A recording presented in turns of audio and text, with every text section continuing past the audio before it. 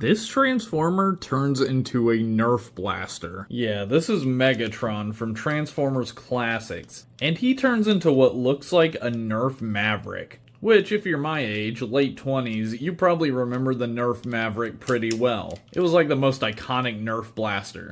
And I absolutely have always wanted this Megatron, and I recently found it at TFCon for 20 bucks, and I could not say no. It has a clicking trigger, which I love. Of course, it's got the orange tip on the scope and barrel to make sure that the police know not to blast you away if they see you playing with it. Now, you might be asking, why the heck does Megatron turn into a Nerf blaster? And that would be because in the original G1 cartoon, he actually turned into a realistic pistol, which is kind of crazy to think about in modern day. And back when this was made, like 2006 to 2008, I can't remember, Hasbro was obviously like, we cannot make a realistic pistol Transformer anymore. But they still wanted to honor Megatron's origins, so they came up with this solution, turning into a Nerf gun essentially, or in the context of what this toy is, a laser pistol, you know, a laser blaster. It's not literally meant to be a Nerf Maverick, even though it's designed just like one. And the transformation on this guy is really interesting, because he basically explodes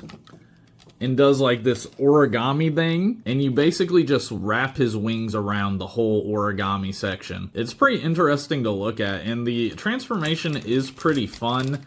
Though, I will say the parts where you have to clip these two shells together is really annoying, because it's hard to make sure everything's like locked into place. And right here with the scope, it's especially hard to see the connector points. But man, it makes for such a solid toy. It's so nice to hold. I mean, the grip's a little bit small, but I've got small hands, so actually I can hold it perfectly fine. The Japanese version of this toy actually has much more traditional Megatron colors, but I actually prefer this wacky purple and green color scheme he has going on. I don't know, it's already goofy. I don't need him to look super epic and cool. He's definitely missing some key modern day articulation, but he is old as hell. And I'd be lying if I said he couldn't pull off some good poses. I absolutely love his face sculpt as well. I love that big mean brow and the green eyes. And he's very clicky too, very clicky guy. Some people don't like his big wings, but I think it's fine. He's a Decepticon, they fly. But yeah, overall, great figure, absolutely in love with this classic version of Megatron that is not classic at all. And I highly recommend him if you can find him.